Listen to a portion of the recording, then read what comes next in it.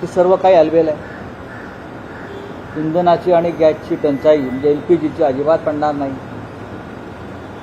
भारत सर्व परिस्थितीशी तोंड द्यायला सक्षम आहे. कुठे सिलेंडरची कमतरता नाही. सिलेंडरचे भाव वाढणार नाहीत. या अफवा महाराष्ट्राचं आणि केंद्राचं सरकार पसरवत आहे.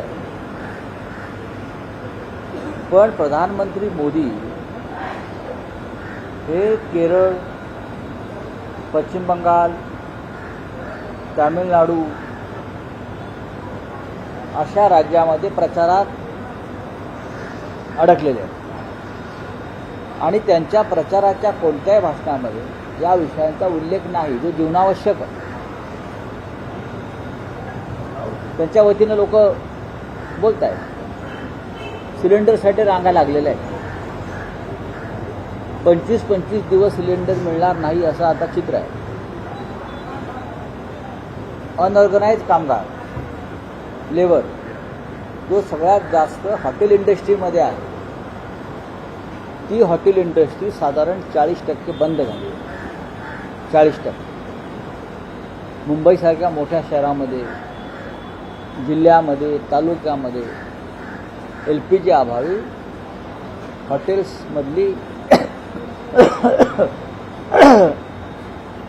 हॉटेल्स बंद आहेत आणि 40% इंडस्ट्री बंद झाल्यामुळे तिथे परत रोजगाराचा प्रश्न निर्माण झाला.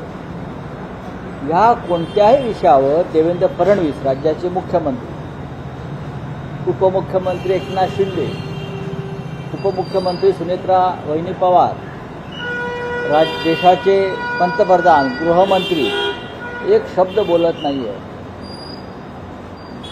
लोकांनी काय करायचं?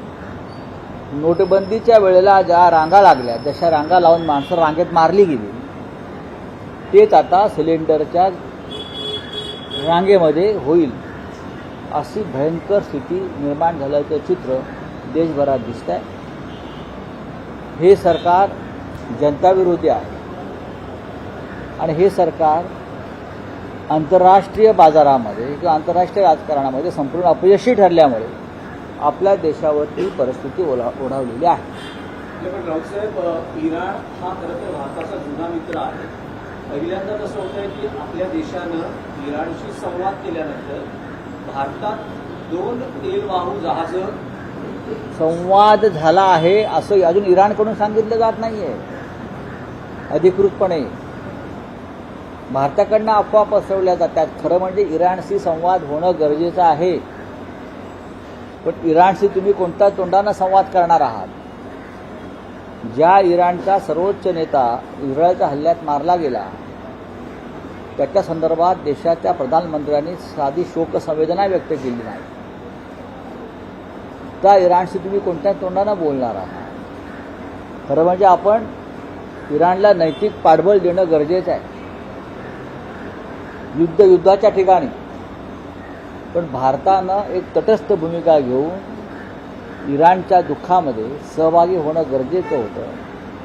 खास करून इराणचे सर्वोच्च नेत्याचं निधन झालं या युद्धात आणि 200पेक्षा जास्त कोवळ्या बालिकांचा मृत्यू किंवा हत्या या युद्धामध्ये झाली. ही अत्यंत दर्दनाक अशी गोष्ट आहे. या संदर्भात भारताकडून अजूनही शोकसंवेदना व्यक्त केलेल्या नाही. फक्त हार्मोज समुद्रधुनीतून तेलाचे टँकर सोडा इथपर्यंत इराणचा संबंध आहे का? नाही. इराणचे आणि आमचे राजनैतिक, व्यक्तिगत आणि सांस्कृतिक संबंध अनेक वर्षापासून आहेत.